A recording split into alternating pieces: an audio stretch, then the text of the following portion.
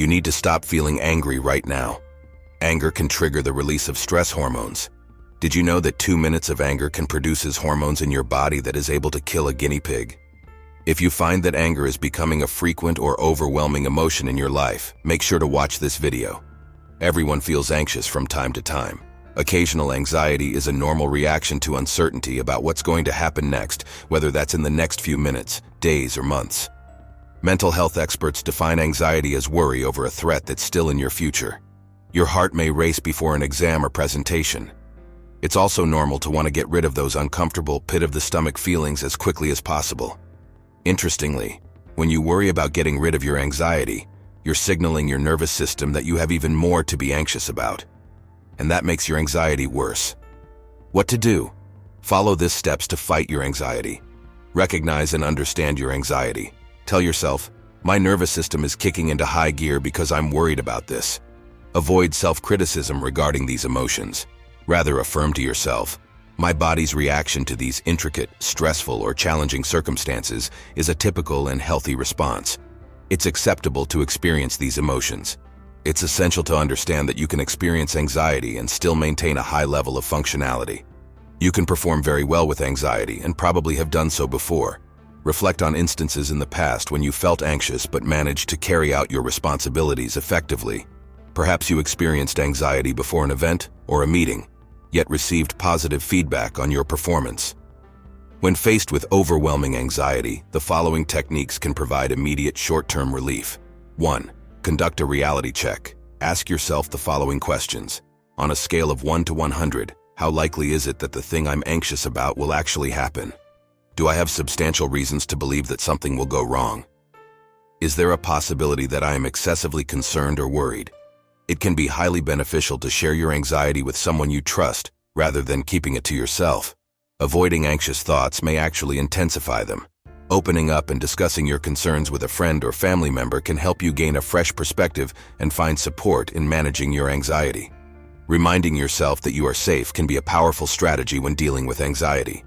Clinical psychologist Deborah Kissin, PhD, who is the CEO of Light on Anxiety CBT treatment centers in the Chicago area, explains that anxiety can often make you feel scared or as if you've lost control, causing your mind to race with thoughts of uncertain future catastrophes. Kissin suggests asking yourself a simple question. Is there a real danger in front of me? Or am I actually safe at home, worrying about something that poses no immediate threat? This kind of thinking can anchor you in the present moment, helping to reset your mind and body, ultimately reducing feelings of anxiety. Additionally, it's helpful to redirect the nervous energy that often accompanies anxiety. As licensed professional counselor Lisa Henderson, who co-founded Synchronous Health in Nashville, explains, anxiety can feel like a motor constantly revving. Taking control of that excess energy and channeling it into other activities can be quite effective. For instance, if you find yourself sitting and worrying, consider getting up and walking or pacing. Take a few moments to clean or step outside for a brief 5-minute break. These short bursts of physical activity can help release anxious energy and provide a sense of relief. Taking a mental break can be a valuable strategy to manage anxiety. Lisa Henderson suggests using a guided imagery app or simply allowing your mind to daydream as a way to interrupt the cycle of anxious thoughts.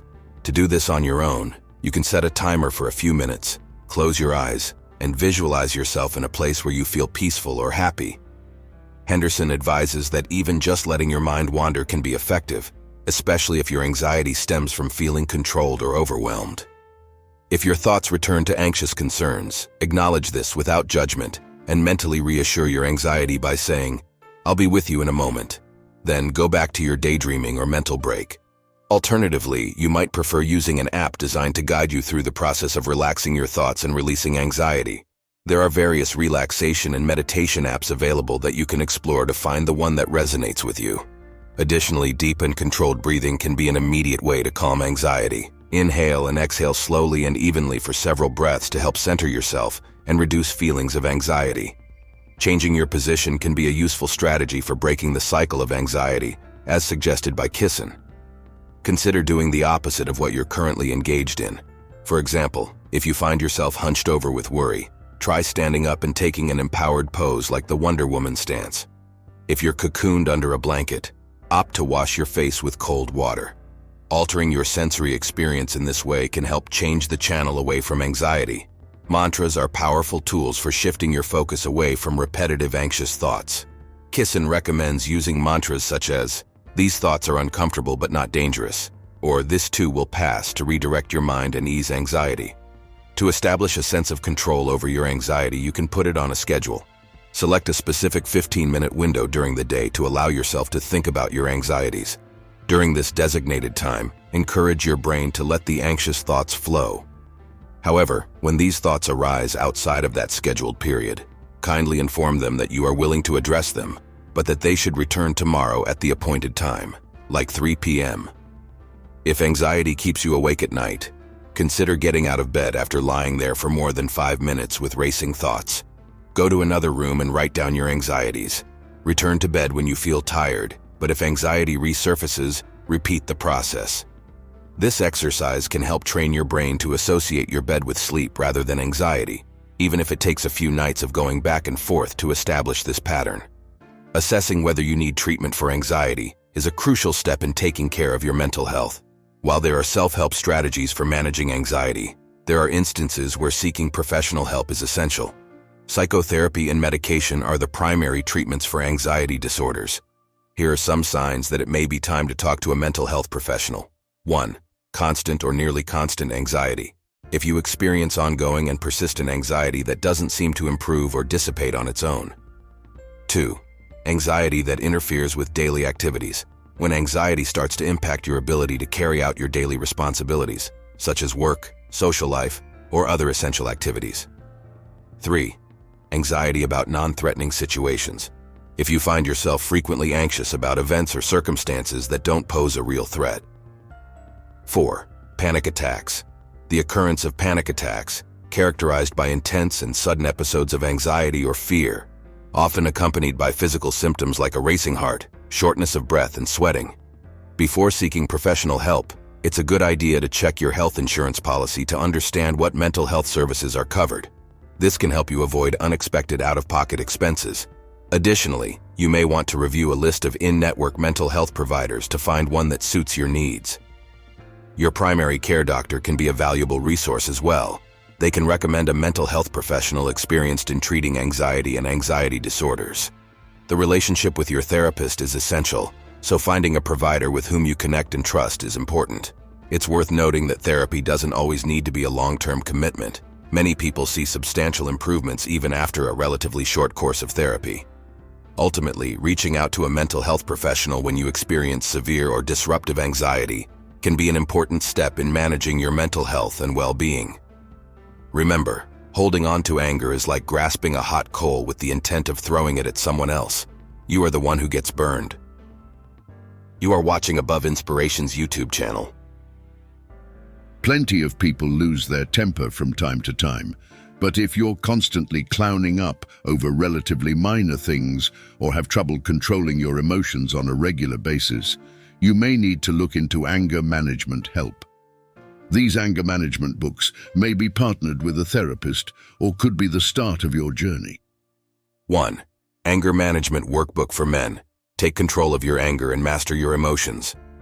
Clinical Therapist. Erin Carmen helps you get to the root of your anger with this modern workbook. Build self-confidence, self-respect, and self-control with positive practices to help you be in control of your emotions. It includes examples of clinical anger management strategies and productively expressing your anger. 2. The Dance of Anger, a woman's guide to changing the patterns of intimate relationships. Anger isn't just something to ignore, Dr. Lerner argues. It exists for a reason and is a call to something that needs to be addressed. In close relationships, it often is a source of discontent and may encourage women to silence themselves to not rock the boat. Dr. Lerner writes that both men and women can benefit from learning to express anger in healthy ways and identify the true source of anger, allowing emotional intimacy in couples to flourish. 3. Mindfulness for Anger Management, Transformative Skills for Overcoming Anger and Managing Powerful Emotions by Stephen Danziger, PsyD, MFT. We talk a lot about mindfulness here because it's a powerful tool for mental health in a variety of ways. Dr. Danziger takes his 25 years of experience and asks readers to look inward to identify the cause of their anger in real-life applications. work, home, and relationships. The result is a book full of self-reflective exercises, practical advice, and a deeper understanding of what happens to our bodies when we're angry. 4. Rage, a step-by-step guide to overcoming explosive anger. Anger can be categorized into 4 different types, and each one needs to be addressed differently. There's impotence rage, triggered by feelings of hopelessness, or shame rage, induced when a person feels very disrespected. Dr. Potter Ephron offers practical advice for change while understanding that anger is a personal responsibility to manage for the safety of others. 5. Letting Go of Anger, the 11 Most Common Anger Styles, and What to Do About Them, by Ronald Potter Ephron, MSW, PhD, and Patricia Potter Ephron, MS5.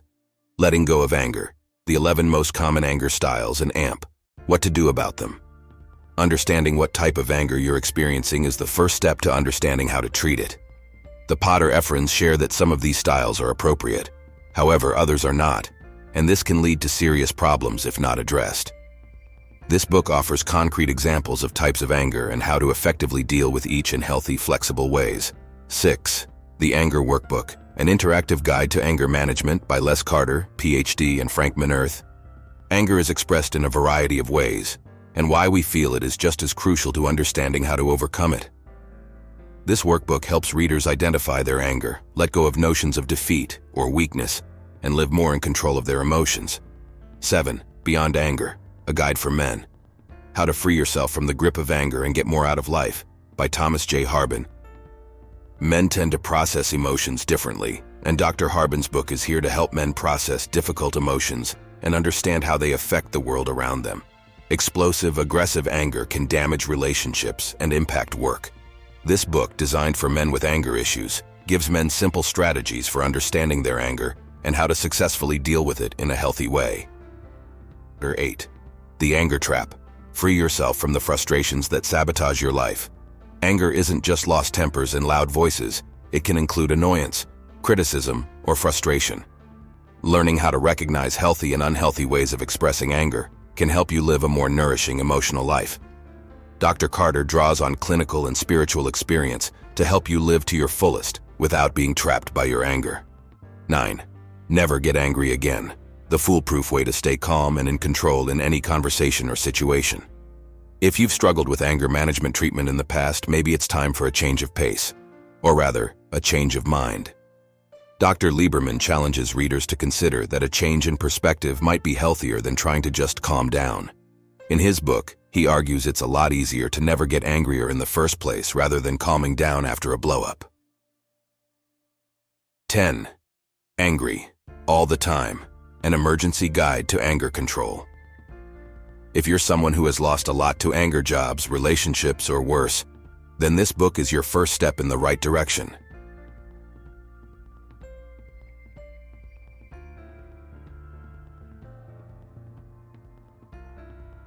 When someone close to you has anxiety, it can be difficult to know what to say. If you want to let your loved one know that you support them, here are some things that you can say, along with things that you should avoid saying. Recognizing anxiety. Everyone experiences anxiety from time to time. However, some people experience anxiety to the point where it interferes with their daily lives. It's estimated that about 19% of adults in the US have anxiety disorders. Anxiety disorders are among the most common types of mental illness. There are several different kinds of anxiety disorders, and the symptoms may not be obvious. Also, not everyone reacts the same way in stressful situations. It may be hard to tell if a friend or family member is struggling with anxiety. One thing that's similar about all kinds of anxiety disorders is that they cause people to feel overwhelmed more easily than others. This can also cause them to react in a negative way toward these feelings. It may be hard for you to see a friend or family member struggle with anxiety. If you notice that someone is having trouble, there are things that you can say and do to help. What to say? If a family member or friend with anxiety decides to open up to you, listen patiently and don't push them or pressure them to talk about more than they're ready to share. It's important that as you listen, you don't judge what they have to say. What they're going through is their experience, not yours. What can I do to help you? Instead of offering advice straight away, ask your loved one what they need.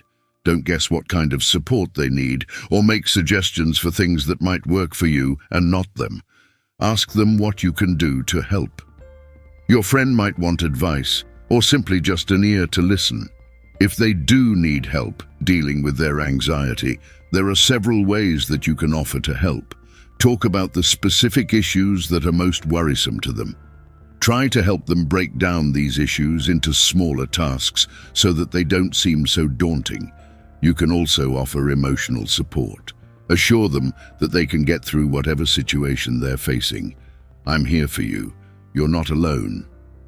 Like offering to help, letting someone with anxiety know that they're not alone can be meaningful. Even if you don't understand everything that your friend or family member is going through, you can validate their feelings. Tell them that you will support them through their tough time. Let your friend know that you'll be there to talk when they need it. If you aren't available when a friend calls, follow up and check on them later. You can also call them regularly to see how they are doing. Do you want to do something to take your mind off of things?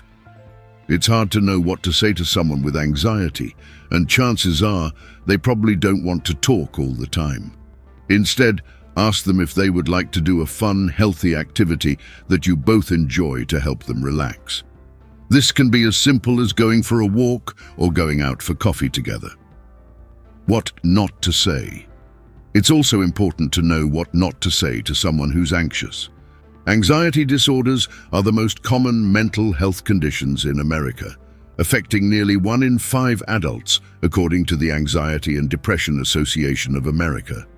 This means you likely know someone, a relative, spouse, friend, or co-worker, who lives with an anxiety disorder.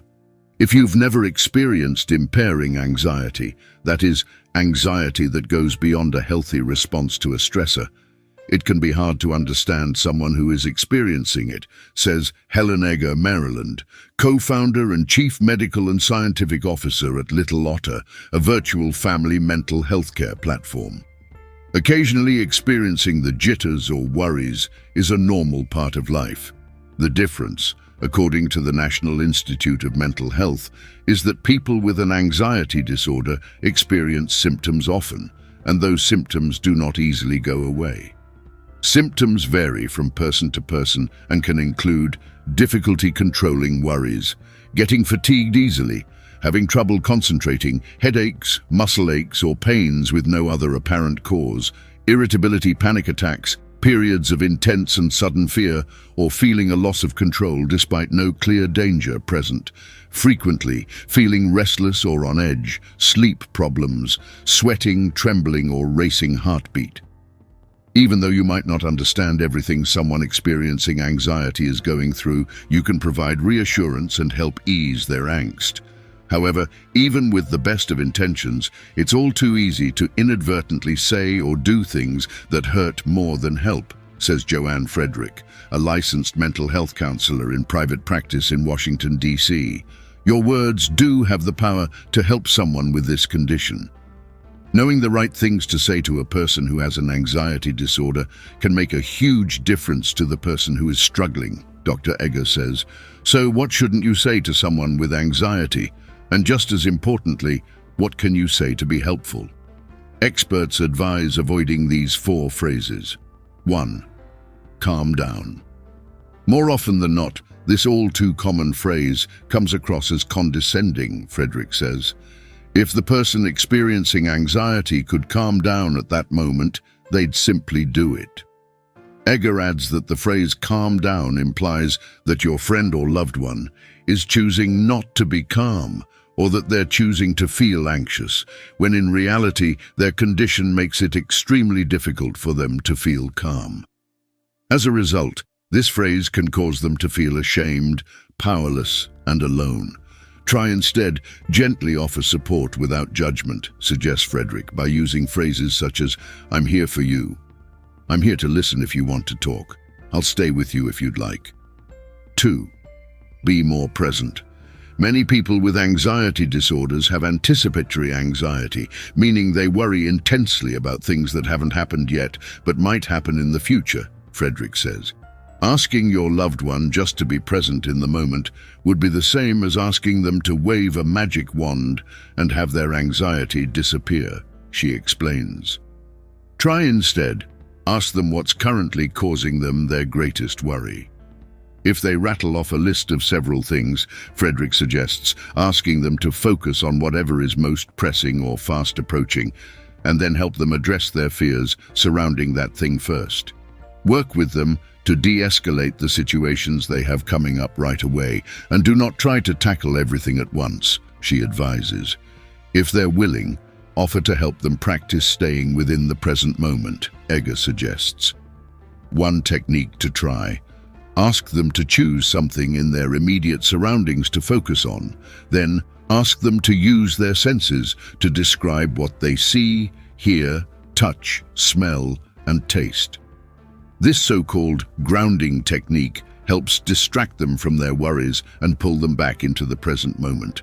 Alternatively, try walking them through a visualization exercise, a technique that encourages the mind and body to relax, Egger says. To begin, ask them to close their eyes, take a few deep breaths, and then think of a happy memory, or imagine being in a serene place such as a flower-filled meadow or a sunny beach. Encourage them to spend 5 or so minutes taking it all in before opening their eyes. 3. Quit overthinking. Similar to the phrase, calm down, telling someone to stop overthinking implies that they're simply choosing not to control their anxiety. In truth, anxiety is a complex but treatable illness like diabetes. In the same way you'd never tell someone to just quit feeling the symptoms of diabetes like being thirsty or very tired, it's unhelpful to tell someone with an anxiety disorder to just stop feeling the symptoms of their condition, says Egger. In fact, most people with anxiety are aware to some extent that their worries may be out of proportion to the situation at hand, and knowing that they can't control their reaction only makes them feel worse. When anxiety rears its head, it is vast, Frederick explains. What's more, telling someone in the middle of an anxiety attack that what they're worried about is not a big deal or that they should stop overthinking disregards their genuine distress, she says. Try instead, listen to their concerns and validate their feelings without trying to offer any solutions in the moment. Phrases Egger suggests trying are, I can tell you're having a really hard time. You're safe. I'm here to help you get through this. 4. Worrying won't change anything. When someone we care about is suffering, our instinct is to try and fix the situation for them. The trouble is that anxiety disorders don't typically have an easy fix because the anxious thoughts often aren't logical or are focused on the worst-case scenario. Trying to soothe someone's anxiety by telling them their thoughts aren't productive, worthwhile, or that they're a waste of time also invalidates their feelings and may even leave them feeling more distressed than before, Egger explains. Try instead. Showing your loved one understanding, patience, and empathy can go a long way. If I've learned anything in my 30 years as a psychiatrist, it's that our words have power, Egger explains. What a person with an anxiety disorder needs to hear is that you understand that they're having a hard time and that you are there to support them. Let's say a family member or friend with anxiety is very stressed about a big presentation at work and convinced they'll fail. Frederick suggests reinforcing that it's okay to be anxious while reminding them of past successes, telling them, for example, it's perfectly normal to feel stressed, but I know you've worked hard to prepare for this and have already given great presentations in the past. Other helpful phrases you might say, do you want to do something to take your mind off things? How can I help right now? Let's try to navigate through this together.